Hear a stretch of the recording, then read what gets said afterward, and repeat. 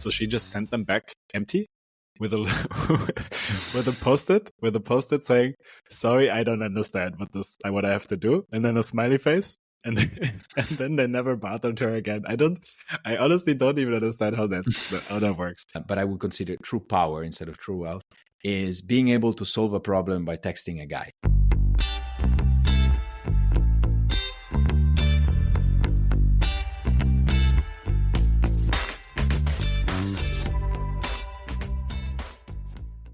What's up, Matt? Hey, team, what you got? So, I watch a lot of YouTube videos, and I recently watched this video by Johnny Harris, who's a YouTuber I really like. I don't know if you watch him a lot or not, but he made a video on a topic that I think is a topic for us some of the time, and I think it's something we both think about a lot, which is being sleepy and decision fatigue and how they interact. So basically, the premise of the video was that we have to make a lot of decision in today's time, or in these times, compared to when we were cavemen. Mm-hmm. And because we're exposed to so many stimuli and making decisions all the time, we feel more sleepy. That was kind of like the premise of the video. You watched it, right? I did do my homework. I think, yeah, I did watch it, and I never heard of the guy. So, you never saw any of it? Yeah, he makes great. It's pretty content. good. I have to say, you should check out some of the videos. So I think it's a good balance between, providing information that is backed by science. I really appreciate the fact that he puts this kind of like the footnotes, basically, really on the research. So it doesn't look like it doesn't really is not the case. Yeah, he used to not do it, and people actually gave him a lot of shit for it, and that's why he started doing it. because he is really like careful of saying it on the beginning of the video. But I think it makes sense. Because in the beginning, like people were actually people were posting on his videos, "Oh, you stole this from so and so," and then he started putting the Yeah, so that was good, and also it's entertaining. Like it's not something like you watch it, you want to continue, and it's rare. I mean, for me at least, especially he's a great storyteller. He has I don't know if he has the TED Talk or someone has a TED Talk about him, but there's a TED Talk about his style of making videos and why they're so addictive. It's like he's actually super famous. He's like a very famous journalist. And he has this method. I mean, like besides the point, but he has this method of like making videos super addictive by showing first engaging footage and then explaining what it's about. It's like a method he has. That's interesting. Yeah, and the topic is a topic that I heard and I read about for long, but the way he shows it and the way he talks about it, it's a new spin, and I got a lot of insight, like inspiration, I guess. I would say to change some things that I keep trying to improve my life, right? But after that video, I kind of like had a weekend, and weekends are great for like recharging and thinking perspective. And then after I was like, okay, I have to change things. And actually, I think the spark was that video. So pretty good. That's good. Yeah. So it's a topic that I had with a friend of mine in the last couple of weeks also, which is that she really struggles with decisions. Like she spends so much time, and I think there's more to it than just the what he's talking about in the video. But she really sometimes she blocks herself. She's writing her master's thesis right now, and she really she spends the day on really what it seems like to me small things, trying to find the best solution. Like I don't know, she has to find an insurance for her trip or something. Or she has to find the best program to do some analysis, or I don't know. And then she spends hours and hours and doesn't know what to do, and she's really blocked. And I think it's related. I think this whole, it makes us tired, and we can talk about why Johnny Harris in the video says it makes us tired. But also I think this is a feeling I've had for a long time, which is that I think you can make only so many decisions a day, and I think it's related because if I took 3 important decisions, I just can't take any more important decisions. It's I get really blocked, and I think if there's too much stuff you have to think about, you can't decide on anything. And that's why I think to-do lists and priority lists and so on are so important, because whenever we have 5 things on our head in our minds, it really blocks us from doing anything. Yeah, you know the feeling. Yeah, that's a great point. But there's also, I think, one step back to this is like everyone has their own approach to making decisions. Meaning, like I think the amount of decision that one wants to take. Right, there are people that are like the overachievers, how they call them. Right, they take a lot of decision. It's kind of like part of the daily, I think, routine. Like to try to crank out as many decisions as possible in a day. And there are others that are like, no, I don't want to do as much in general. And so doing less, there's one thing that people don't consider. I mean, I wasn't considering, and I keep forgetting that every time you do something has an effect, right? Has a consequence. Yeah. And that consequence probably brings other decisions. Yeah. So like the less you do, ideally, in a way, like the less decisions you have to take because you engage less with the word. But it's not what one wants, right? Yeah, you want to engage with the word. And so by doing so, like it creates this kind of, and it's true. It really connects. I listened to, so this is a very fascinating topic for me in general, because it's about optimizing your life, right? It goes back to that potentially. And it's a way to go. It could be the opposite, as I said.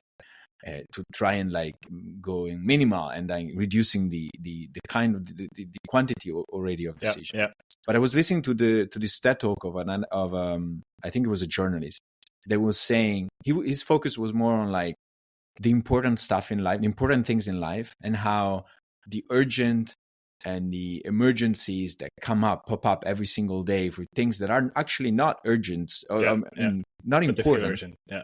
They feel urgent. So you end up like not focusing on important things because the important things never feel really urgent. And it's a weird thing, right? Unless they get really like super emergency level, like, okay, I have to take care of this.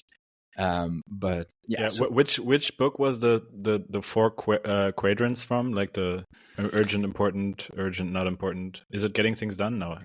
I think it's Getting Things Done. Yeah. I think I don't remember his name. Of course, David Allen. I don't know. I think you told me about it like 10 years ago or something. And I think you said back then that we should spend most of our time in not urgent, but important. We should never do the ones that are not important and not urgent. And we should do the urgent ones. Like we should basically never have urgent ones, actually, right? That was like, we should try to avoid the urgent ones, but sometimes you can't avoid, I guess. Yeah. And the more stuff you do, the more emergencies pop up. Urgent, not important, they should be fully delegated. There's no point for you to do them. And that's another point of discussion, right? Urgent, important, you kind of like, since they are important. So you should focus on important ones, urgent or not. That's the idea. Yeah. And get rid of the urgent ones and plan the non-urgent ones. Yeah. That's the idea. But the issue with that is that there always seem to be urgent ones and you never get to the important ones. I think for me personally, the main issue is distinguishing what's urgent and important from urgent, not important. Like it's really hard because I think it goes back to my people pleasing attitude that I'm like getting off of. I've been getting off, I think, for the last few years.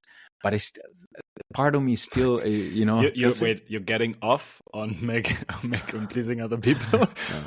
I phrase it wrongly. I'm trying to quit, right? Yeah. So, but that's the thing. Like that's I think why everything in the instant that I receive it's like a call that you receive, right? It not necessarily is important, but the fact that somebody's calling, like there's this kind of used habit these days that like if somebody calls you have to pick it up. Yeah. And again, it's not necessarily the case. You can call back. Nothing really happens, right? But in the moment you feel that kind of feeling. Yeah. I mean, this is like, I had this discussion with a friend a couple of days ago that she was super stressed because like at her job, like people like super urgently gave her some tasks that are not actually her task because some other person at her job whose task it actually was said she was too busy to do it. And I'm like, well, but it's not your task, and why don't you say you're too busy to do it? And she's like, yeah, but I want to please them or something. I don't know. And that's, I think, like the power of saying no comes in. Yeah, there could be points, right? It could be career expectation, like if I do this. But then the problem is you should never, and it's hard. What I'm about to say, I think it's really hard to put into practice. But you should never really do things in expectation from others, because ultimately it's really out of your control. You should do things that you feel like doing, honestly. And sometimes it's hard. And like this example you just gave, one might do it because it thinks, okay, I'm just gonna build credit in my career. So yeah, there's the power of goodwill, right? It's not, but we shouldn't I think we shouldn't dismiss it, because I think it's super powerful. I think who was it? I think it was what's his name? The guy that's all over social media right now with the beard and his marketing books. Omozi, you mean? Hormozi? Hormozi, yeah. Sorry. We had an episode about it. Yeah, just like I was blanking on the memory. name. Yeah. So anyway, he said the person. What did he say? The person that has status is the one that gives to the community without wanting anything in return. So but I'm not against. Like I'm feeling like doing it doesn't mean doing it only for yourself, huh? But it's just that I think that's really the subtle difference. If you feel like being generous is not something that one should impose on himself, like you should do it because for some other return, right? You should do it because you feel like doing it. And I think there's but still, like if you think like, oh, I'm gonna get status by doing this, or like, people will like me if I do this, which is kind of like what it is, right? Like, I mean, when do we ever do something not for a particular reason? Yeah, but then I think there are two sides of that. Like, let's say you do a good gesture and you do it because you feel like it serves two purposes in a way, right? Mm-hmm. Potentially. One is like, this could make me advance because people would think that I'm amenable and like good to work with because I take care of people around me. Mm-hmm. Like overall, that's a good trait, right? And if you impose yourself to do it, it's like, but you don't really feel it fully. But on the other hand, you might discover that by doing it, you actually enjoy being like, there's this thing we talked about in the past that part of happiness, apparently, science tells us, is doing things for others, like good things for others. Yeah. And then, but it's something that it's kind of like hidden behind like the initial inertia of like, oh, I'm not doing this for like, it doesn't really give me anything as a return instantly, because it's true that we're kind of like more and more moved by that. But then once you do it, you realize, actually, I like to give presents to people, right? Like, but the act of like, oh, I have to spend money to buy a present, right? Like, let's say that. Yeah. There's a I don't know if I said you this this other YouTube channel I discovered recently, but generally about like social dynamics and how to be a more likable person and a happy person and so on. And he follows a lot of these books, like How to Win Friends and Influence People, these things. And he had a video on giving compliments. And I mean, he says things that we technically know, I think, but I mean, you and I at least, but we don't follow so much, also me, which is that the most genuine compliment is the one that wants nothing in return. Right? Because often, like when you give a compliment, you're trying to get something. I mean, not, but like even if you like approach someone and say like they're beautiful or something, they have the feeling, oh, they want something from me, right? Like my number or whatever. But if you just say it as if you didn't care, which might be the case, right? You could say like, hey, I think you're, I don't know, you're beautiful. You're making a lot of people happy here just by being here, whatever. I mean, this is maybe a little bit superficial, but I think it, and then leave. I think you made their day, and it's going to feel much more genuine. Yeah, to that, there is also two sides. It's very interesting because if you look at it from one perspective, it's really about the perspective you come in when you say, when you give a compliment, right? Because on one end, by kind of like shining a light on like a good trait of another person, it feels like you could see it from the perspective of like, oh, like I see, it's not you're envious because it's not the case, but it's like, I see a good trait in you that doesn't put me in a higher position than you because I value something you have. It doesn't necessarily like brings me down, but like, like this kind of like, I look up to you for this thing. On the other end, there's a perspective which is completely beyond, right? If you look at it, and it's like, I give you a compliment, not because I don't care in a negative way, but because it doesn't really change who I am if I do it. It doesn't bring me down if I do it. Actually elevates you and elevates me because I'm doing it, right? And there are two different perspectives on the same. I don't know if it makes sense what I'm saying, but two different ways of seeing the same act of like, I'm giving a compliment. And I think these things you discover by, there's a combination of like self-esteem, like feeling grounded on who you are and your direction, what you do in life, and so looking less outwards for feedback, and like finding within yourself the kind of like the strength of like your identity. I don't want to get there, but the point is we're getting far. But yeah, so on the other end, I think you have so once you get there, you kind of like feel like doing nice things for others doesn't really remove anything from you. Does that make sense? Yeah, I honestly think there's an episode that we should have, because I think there's a lot of stuff. Yeah, I think like even the art of giving a good compliment is like an episode on its own, because I was watching this video and there's a lot of stuff that we do when we give compliments, even if they're super genuine and we don't want nothing in return. Most compliments are not received well, because people are trying to live up to the thing and then they feel stressed and so on. So like you have to be super specific about your compliment and like how it affects you. You know, why this good thing from them affects you as a person.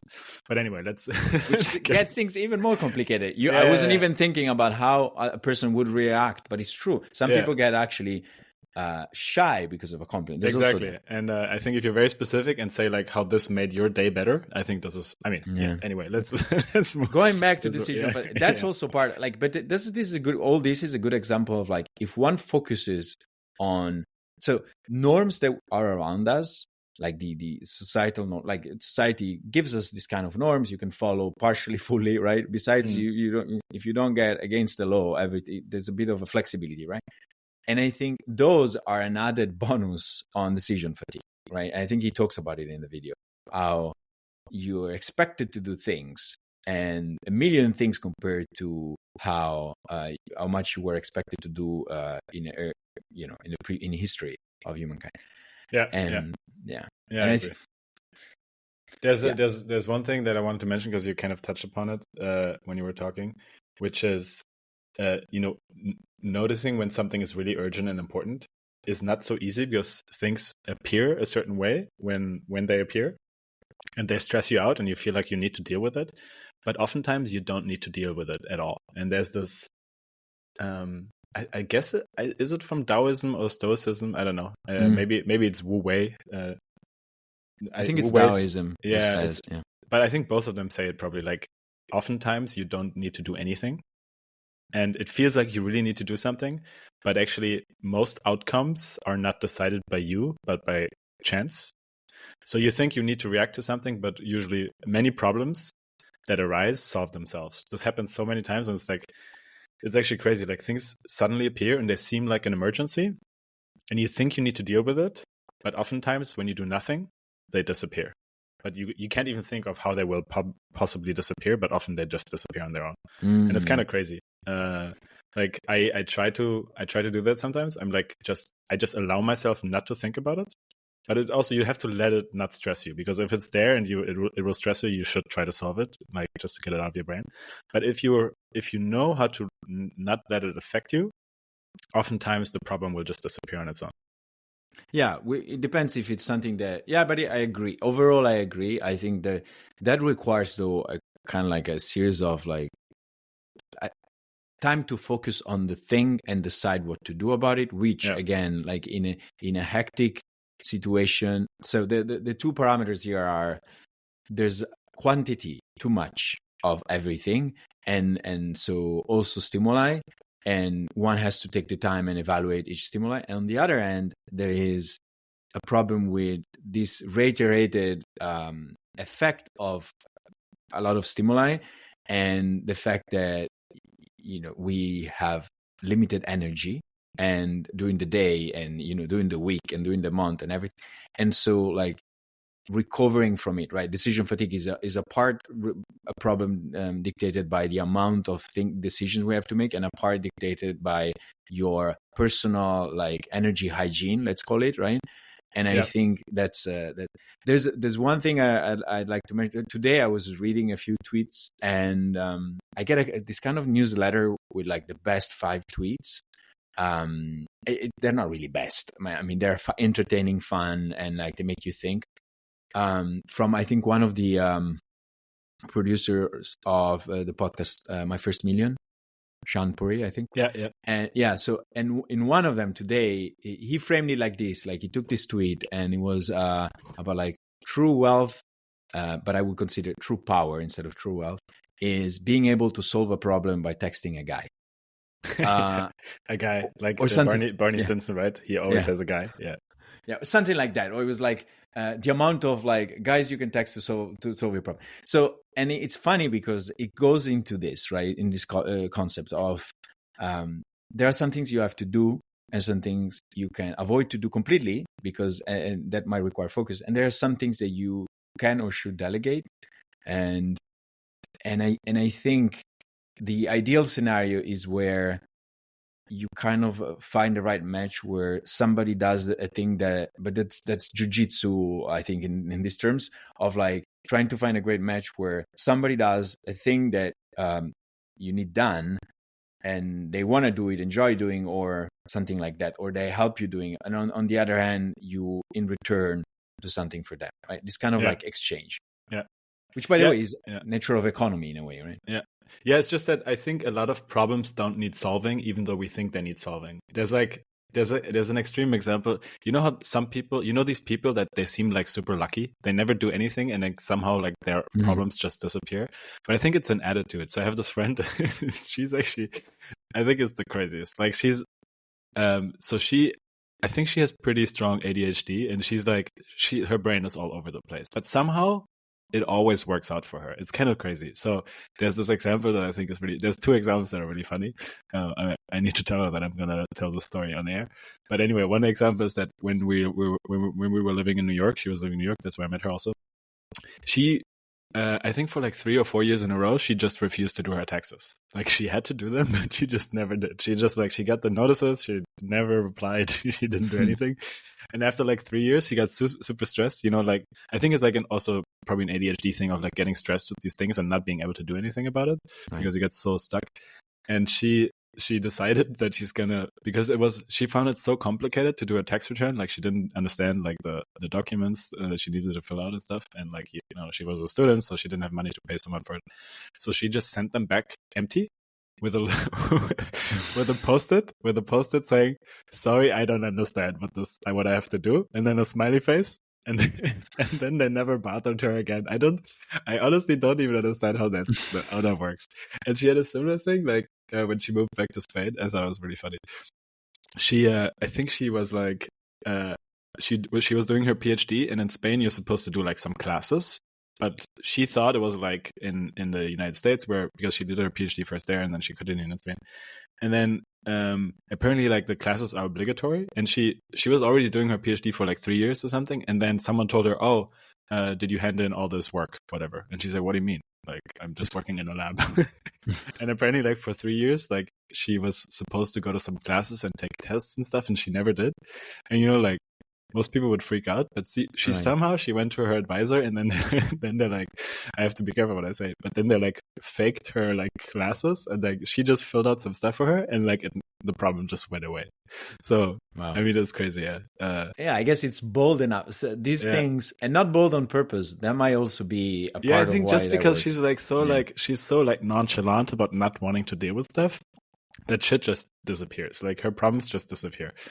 Because that's the thing. It's like a what's the worst thing that could happen kind of mindset. Do you know? Sorry, like I think I'm rambling a bit, but I think it's like on point. Cool. There's this, Louis C.K., the comedian. Yeah. So he was he had like this the story he told on stage where he was like super late for a plane or something, and he had a rental car, and he's like, oh my god, I have to like return the rental car, and I'm never gonna make the plane, and so on. And then he decided that he's just gonna drive to the airport and leave the rental car in front of the terminal. Just like he just parks it in like a no parking zone. I don't even know. Like I think he left the key in the car or something, and he just got the plane. And on the plane, he called the car rental company and he said, "Hey, look, I left the car there. You have to pick it up." And they did. And he's like, and then he's like, at the end, he said, like, I realized I could do this every time. So, no, but I think there is to these stories, they all, I don't want to be the devil's advocate here, but to these stories, I think I'm sure they are fully true, and like these things happen. But on the other hand, there's a lot of like, there's kind of like the tip of the iceberg, meaning potentially there are side effects of these things, and then one has to deal with. And again, it's goes back to just, I think it's like the mindset is like, okay, what's the worst thing that could happen? I'm not going to worry too much. It's like, I think these are extreme things. Like, you shouldn't leave the car in front of the terminal. But then like, they might ask you to pay something extra, and then they get it for you. That's fine. And that could be considered a service in a way. Like, for sure. Yeah. So I think that's really, it raises like a good the fine is probably less than hiring someone to do it for you. Right. And also, it's interesting because in this last example, for instance, there was it was time sensitive, right? He needed to make a decision with limited time, and so he was forced to take a decision. I guess in other scenarios, like, he would have not taken this decision because of that, and could have created like even more time consuming, or because that's also the point. Like, either you take the time, or you just like throw I like totally agree. A number, you just randomly choose. Actually, so this is something I do a lot, and it's probably not the healthiest, but I remember earlier this year, I was really stuck with a few decisions because I wanted to take a few trips, and I wanted to like visit a couple of people and go to some like festivals, and I had like all these things I wanted to do, and I didn't know how to coordinate them all. I was like, oh, should I go see her in June and then see him in July and then go to this festival in August, or should I do it the other way around? And like, I couldn't decide, so I didn't do anything. And it was plaguing me for months. I think like for 3 months, I was stressed by the fact that I had to decide all these things, book all these flights. You know the feeling, right? Like, and then I wait until something like the universe, whatever, makes the decision for me, because one of the options stops being an option, right? Let's say the festival is sold out. No, that's true though. Like, I'm kind of like this, and it's kind of stupid because like I take like, by waiting, options disappear. It's like, or like a flight gets too expensive to take. This happened recently. I wanted to actually go. So my friend, he's going to Portugal tomorrow, and he wanted me to go with him. And like, we postponed the decision like many, many weeks, and now it just got too expensive, so I'm not going. But I'm actually happy. Yeah. Can I tell you, not for intermission, but to me, this speaks about deeply you didn't want to take that decision, and you like, I don't know, because for me, it's the opposite. Like, every time I have an important decision, I might delay, but I delay to the last minute where I can actually still possibly do it. So like, it's like that I have an internal like watch that tells me like, okay, now is the right time. Before I could do it, but like, I'm taking off of like taking space from other priorities. And those that I never do that I don't do in reality is because I really didn't want to do. And so it sometimes would be even better to confront yourself on like taking the hard decision sooner, because it's true that it's energy drainer to keep these in your mind. So the exercise that I'm trying to do in the past few days, right? So one of the changes that I started applying are, I have a sort of I ask myself 2 questions, right? The first one, and it's hard to keep doing it. I'll see how long. Every single thing that I come across that comes to me that I have to do, or let's say have to do, I ask myself, the first question is, it's really recent. We're talking like this week, Monday. I ask myself, should I do it? Or like, I just stop and say, it's me or somebody else or nobody, or just trash it, right? Yeah. Write it down first so that I get it out of my mind. Ask myself that question. If the answer is me, I have to make it fit in somewhere. And I'm not perfect there at all. And then if it's not me, I have like a window where I delegate. During the day, I delegate the thing. So I explain what has to be done to somebody. It could be more different people. And then the second question is, if it's me, or if it's somebody else, I don't want to pressure them. So like too much. So I don't do it. But if it's me, it's like, okay, what would it take for me to do it half the time? Right? Like, because the problem is there's also that aspect of putting a constraint, because if I keep it there, it's like, oh, I have to do this, I have to do that. And every day it's kind of like a stone that you have there and you want to get rid of. But then you don't really make the time to do it. And that's other sort of problems. But also like, if you put yourself a deadline, it's like, okay, I have to do this today. Today is the day. And this kind of like puts a constraint. Otherwise, you kind of like fill it in with multiple things and you don't do the important things. So yeah, these are the 2 questions. It's a work in progress. But the idea is to, at least the first question I think is more important than the second, is can I not do it at all? Do I have to do it myself, or can I really ask somebody to do it for me? And if you do it for every single thing that comes across you, it's interesting to see and to evaluate what's really important for you in a day to do. Does it make sense? Yeah.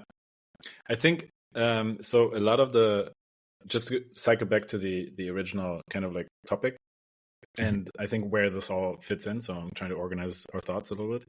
So the video was video was saying that we're tired because of a lot of things. There's a lot of reasons we're tired, and one of them is that our lifestyle right now doesn't match our genetic makeup, and we're confronted with a lot of decisions that didn't exist when we were living in cages, because now I think we have so much, every one of us has so much power to make decisions all the time about little things and little things and big things, and most of the things are not important at all. We decide the fact that I can have literally 100 things for lunch right now. I can actually have 100 things for lunch right now, and 100,000 years ago, the person, they either ate, the decision was eat nothing or the berries that have been lying around there for 5 days, right? So I think the decisions were much easier back then. It's live or die kind of decisions. And now everything, what am I going to spend my next hour with? I can watch a YouTube video, I can read a book, I can call my friend, I can do work, I can go have lunch, I can go meditate, whatever. We have so many options. And I think we have to come up with systems that remove some of these decisions from us again, right? I think this is kind of what a lot of this is going to. So routines are one of them, right? You do it always. That's why you do it. You do it because you do it always, right? So when you move to a new city, there's a lot of fatigue because you have to figure out, what are you doing Tuesday evening? What are you and after a while you're oh, Tuesday evening I always go to squash, or Wednesday evening I meet my friend so-and-so. And then the other one is, I think, pre-planning stuff and having decision systems, right? So there's there's a famous YouTuber, I forgot his name, something Italian actually, but he's American. I think Mark, I don't know, whatever. And he, for example, he's Steve Jobs, I think, is like that. He always wears the same stuff. The wardrobe is uniform, so he has 5 times the same pants and 20 times the same t-shirt, the same type of t-shirt. So there's no decision to be made, and it frees up his brain to invent the iPhone, basically, which I think actually works. I think these things work. I'm not super picky with wardrobe, and actually if sometimes I travel with female friends or my girlfriend or whatever, and the amount of time it takes them to choose their outfit, sometimes it's ridiculous, and I'm I just put on the first thing. Yeah, but that talks about choice. I think what you're saying makes a lot of sense, and systems are amazing. I love the idea of building systems. I built a lot for my life, and the thing is, I think you should write a book on systems. For real. Yeah, that's it's. I love the idea of the source of all this though is asking yourself what do you really want to do in your life, right? And then what do you enjoy doing and taking care of, and then you remove it's like when you have to decide a university, right? You have to cross out all the different specialties, right? Until you have to find the ones that you want. Once you're clear on what you want to do, I think those are the ones where not having a system is actually the best. The ones that you want to take care of yourself, the more is deliberate practice, let's say, the better. Because I think to an extent, because I think the restaurant menu paradox, where having 3 options or 5 options feels really nice, but having 100 options on the menu feels overwhelming. Yeah, that's a good point. Yeah. But then deciding which one to do, yes, you need to pick. But probably... I think picking options, I like having control, that, and I think you also like having control. But first of all, I like having control over things I care about. That's what you just said. But also, if the parameter space is too large, it's overwhelming, even if I care about it. Right. But then it comes the philosophy of okay, I'm going to do them all just one at a time, not multiple things together, right? You can focus only on one thing at a time. So exactly. But that was kind of sorry, I interrupted. Go ahead. No, it's just that was the thing that happened with my trip planning earlier this year. I was there was so many trips I wanted to do and so many combinations that were possible that it was completely overwhelming. So by waiting, I limited the options. I still did all the things, almost all of them, but I waited to the point where it limited which options were even possible. Does that make sense? It does, but I think the problem of the energy draining like situation is due to the fact that everything else. So the first step should be, okay, create the base systems for your life so that you function as a human being, and like can actually spend your day deciding things that matter to you. And everybody has their own, right? Maybe somebody loves to cook, and so they don't want to build a system for that. They want to decide every day and go to the grocery store every other day and like buy the things they want to cook. Why not? So once you decide the ones that you don't want to take care of, I think before focusing on the ones you want to do, it's like, okay, let me outsource, let's say, completely to either like a non-decision. That's still an outsourcing. Like, okay, I get white t-shirts and I wear a white t-shirt every single day. That's like outsourced to zero, basically. Just on the side. And or the other, so it's like set and forget. That's the idea, right? Yeah.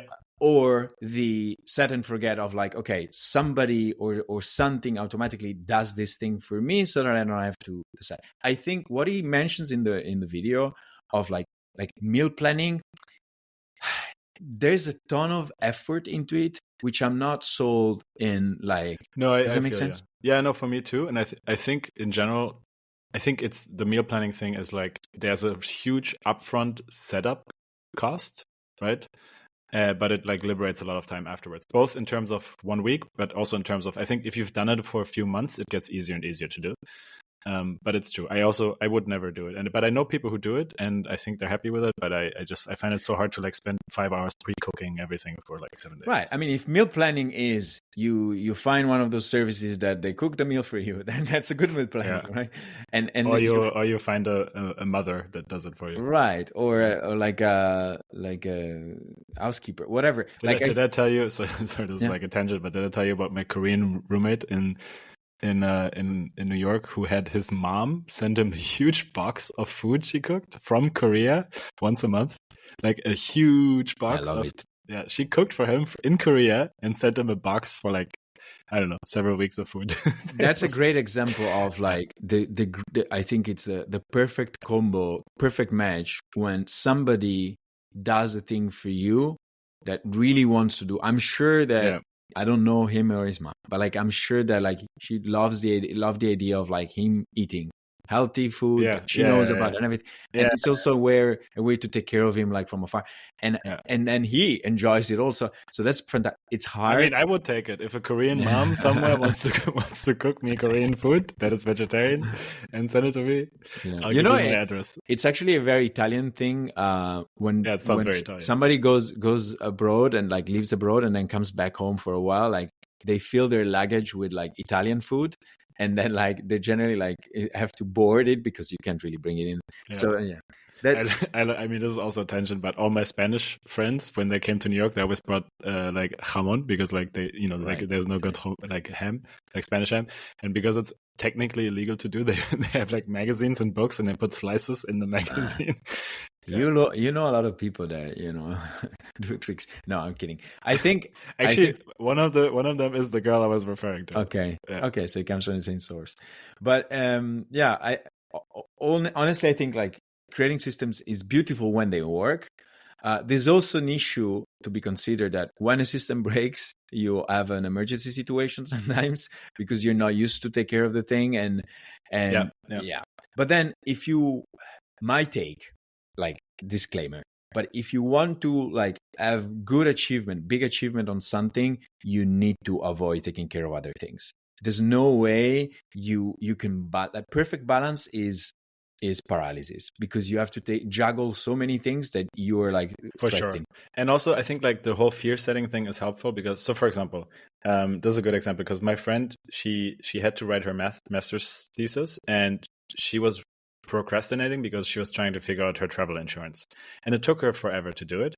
And I'm like, just pick any of them. She's like, oh, I should pick this one, like it's a little bit more expensive, but then I have the transport back and so on. I'm like, just pick any. It's like it's the difference it makes is so small. Like even if you pay, I don't know, $50 more, it gives you back 5 days of time because you stop thinking about it.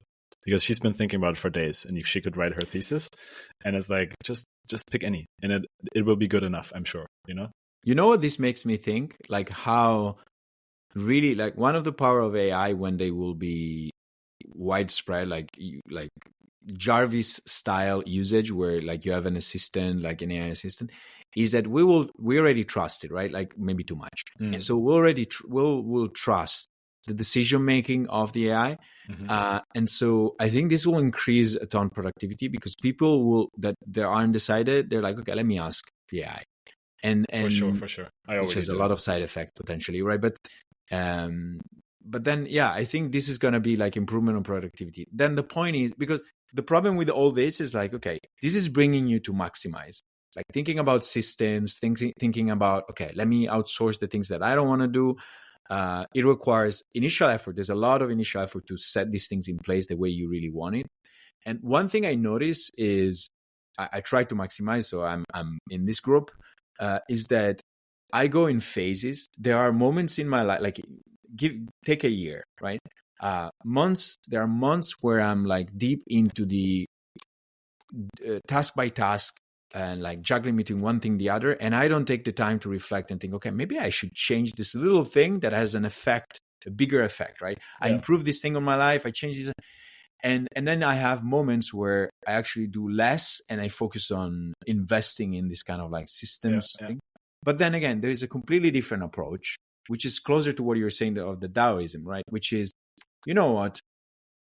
Nobody says that you have to really take care of or outsource some, like there's some things that I generally wouldn't want to care about doing, right? And so you start the minimalism approach. It's kind of like it has the same concept, right? Of trying to like get rid of, escape some of the obligations of like our society, right? And so you're like, you don't need to have that many clothes. Who cares? It's not just about like having the same clothes, but like you need 2 pair of trousers, and when one runs out, wears out, you just that's today is like this. But yeah, I think that's it's an interesting way of living. I think it's really so personal. I might be minimal on some things, but many others totally not. Yeah, it's a balance. I think minimalist is it? Minimal is another thing. Yeah. I think we talked a lot about the decision side of things. So just to reframe, I think in the video he talked. I think like the focus of the video was more like sleep and why we're so sleepy. Yeah. And I think decisions are like a big part of that. But then he talked a lot about other things, like for example, caffeine and chronotypes and taking siestas and so on. I think chronotypes is a big one. I think we talked a lot about the decision, avoiding decisions, and I think there's a lot of things you can do. How do you stand on the topic of caffeine? I'm pretty against. So a couple of things that I liked about that was he said I never tried. I don't know if I mean, I guess I'll try the coffee naps. Were an interesting take, honestly. I don't know if I'm a fan actually, but I don't know if it works honestly. But I think it probably works, but I don't think it's actually avoiding the caffeine trap. I think it's not. You still drink coffee, right? Yeah. I'm more of on the tea side of things because I think tea. But recently been experiencing basically drinking tea twice a day. So similar to what he was saying, like morning and then afternoon. Yeah. The siesta thing, it's really cultural. Do you do it? That's one of the things I decided after the video that I was trying, and I started trying it. And it's probably the healthiest thing, honestly. And I don't follow what he says of like, not that everybody has to do siestas, but it's really 20 to 30 minutes. And you could consider it a task like others, honestly. And if that removes like a lot of the cognitive issues that I fully experience at around 4:30, 5 p.m. Yeah. If I don't drink tea or I don't like have a nap, like I feel it. Yeah. And so I think though, I mean, he says like you should. So everyone is different. So let me just say that, but I think the idea of putting an alarm is kind of counterproductive because you don't know exactly when you fall asleep and you don't know what sleep stage you get to. For me, I'm talking about me. I'm really bad at sleeping during the day. But if I do fall asleep during the day, usually it's because I'm very tired. But always, I think this is actually always. I don't know of a single case where it wasn't the case. I wake up after 25 minutes by myself without an alarm because I think my body kind of knows it's during the day. Okay, I don't know. I don't know how it is for you. I see it closer to the Pomodoro technique effect. So the idea is that you can't really sustain high level of like productivity and for so long, right? Without breaks. And one should take the nap, the siesta kind of like pose as a break. So even if you don't fall asleep, you can just lie down. I think that's and it helps. Sure. It gives you a boost. For sure. Especially that's why I think like tea after nap, perfect. It's what I'm trying. Yeah. At least in my mind, is perfect because it doesn't make sense to drink it before. I just want to like relax, and then you want the spike of like and probably. I mean, the reason he says, that's how I understood it, to drink it before your nap is that the time it takes to work is around 30 minutes anyway, and so like exactly the time the nap should take, so you wake up automatically. And it's timed, right? So you wake up and you're alert right away. That's the idea. I might try tea and then go to sleep for a nap. And I think my thing that I do, I mean, everyone has their own routines, but I always meditate after lunch. So that's, I guess, my break. So I mean, lunch break is already great. I think it's good for people if they don't think about work. I think like a big mistake people in the Western world, and I don't know about the Eastern world, I don't know. But in the United States, for sure, people have lunch at their desk, and I think that's not super healthy. But like I always go out for a walk, have my lunch, and then I meditate in the park, basically every day. That's pretty good. Yeah. It's a break anyway. I don't think you need a siesta. I mean, I think there's some sort of break that one needs to take after lunch, also because like lunch depends on how much you eat, but that could have a profound impact on the rest of the day. And I think the huge benefit of meditation is that it, aside from allowing you rest, it also trains you in not letting things stress you out that you have to do, like, you know, like not reacting to your brain saying, hey, do this, do this, do this, even though it still happens when you meditate, but it trains you to not react to these thoughts, and it allows you to focus better on what you need to do. It is really a training, and like it's always fun to see when you go on holiday. Let's say you're working and at some point you go on holiday. To me, I mean, my experience, like the few hours before, like the evening before, afternoon, like I'm closing things up. I know I have to go, like you do, but it's not just me. I see it everywhere where people I work with as well, right? I do the last push and like it's super stressful, and then you stop. And then the moment you come back, then let's say you have a week of holiday, you come back, and then there's this easing into it because you can't really go back at the same pace that you got out of it. And that tells you how like it's just training and habit, right? Like in the moment you and also that's why it's very important to be able to have the energy to take the time to think and reflect on how you want to structure these things, because otherwise you go on autopilot. And the less energy you have during the day when you wake up, and then during the rest of the next day, the less you feel like taking care of these things because you have to deal with pressing things that happen. So it's like it's a snowball, right? And it keeps growing. Yeah. And I think that's why weekends are great, and they're there for a reason. But sometimes, for me at least, environment has a huge impact. So if I spend the weekend in the same environment in which I spend my week, it doesn't really help that much. I don't know if it's for you the same, but yeah, a little bit. I think it makes sense. I think I would say that's true. Yeah, I think it connects to what we said the other time last time with travel. Like, it's like changing environment makes you stop and think, and it's a way. If one wants a trick on like paralysis, just get out and walk. That's a way. Yeah, for sure. And it's the easiest way, I guess, that one can think of. Yeah. I think the only other thing he mentioned in the video, because we're about to wrap up, is the chronotypes. So maybe we can touch on that real quick. Do you know your chronotype? I do. My Fitbit keeps telling me it's a bear, apparently. What does bear mean? Bear, it's like you get to sleep or you feel sleepy when the sun goes down. You wake up when the sun rises. That's the idea. So like, I wonder though, because like, I mean, so my aura also tells me my chronotype, but I wonder if it's just the chronotype because that's what I've been doing, or that's what my body wants. Because I don't think it's the same thing, right? Because like you can live a routine that's not actually what your body wants. Right? I mean, but it changes. For me, like it goes from dolphin to bear. But the thing what is dolphin? Dolphin is like completely variable. Okay. It's like the chronotype for everybody that didn't figure it out. I don't think that really exists, but it's my unscientific way.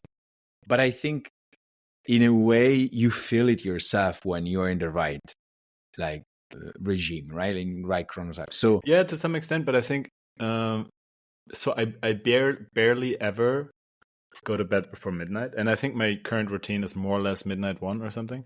So I think that's lion or something. I don't know. I don't even know what the animals what they mean. But so like early evening type, I guess. And but the thing is, if the environment allows you to switch. So for example, I was in the Amazon rainforest for like a week, and we had no electricity there. It's like, I mean, we had some electricity, but barely, right? So like there was no alarms, there was no light, there was actually no lights. And so after a while, your body gets used to adapting to the sun. But once you get back to like society, I think I went back to the soul, because I went to bed at like, I don't know, 9 or something, and it felt great. I don't know. yeah, But then, that's a question. How yeah, does it how did it feel when you were there compared to when you are in the city? yeah, I just don't know if my chronotype now is my personal preference, or the environment I live in forces me into that chronotype. But I don't think, yeah, that goes back to like norms and like, you're supposed to have lunch at a specific time. Like even that changes country by country, right? Yeah. And or dinner at a time. But then in reality, you can change that, right? So I try to follow what I feel works better and to adapt. For instance, one of the recent changes the past few months was trying, not every day I can, to avoid having dinner like after like 5:30 p.m. I cannot do that, man. It's something that in here nobody does, Yeah. right? Like everybody eats 7:30 minimum to like 10 p.m., 11 p.m.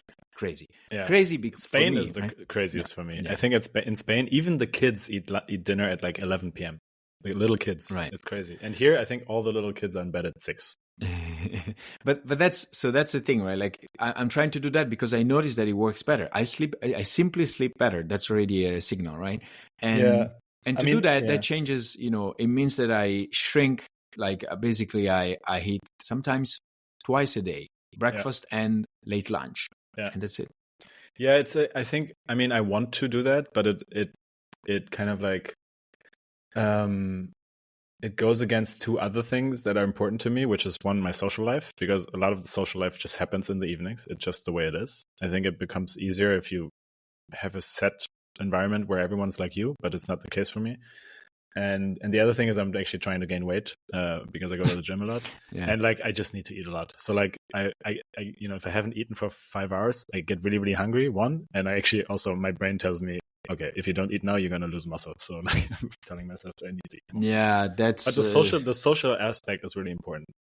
But then like, again, gaining weight could be like something like you kind of like decide, but not something like your baseline moves you somewhere, like it's somewhere, right? That's the natural, what do you natural feel like. I agree, it's hard to figure that out because no, I think you can train the times of the day that you eat. So I trained myself to eat at midnight. I currently eat at midnight and go to bed right away, which is stupid. I know it's bad for me and for my sleep, but I know that there have been times where I couldn't do that, and it worked. Like after a while I get used to that. Like after I do something for a few weeks, my body gets used to it.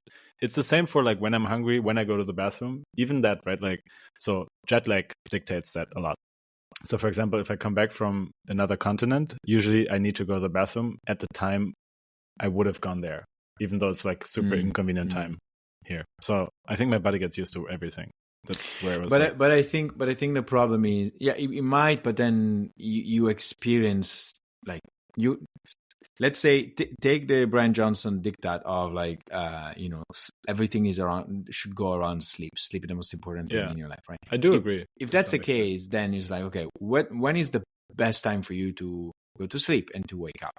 Everything else should rotate around that. So where does it fit? Social life doesn't fit in that. It's like is it really? So that opens up, I think, another episode. But like social life.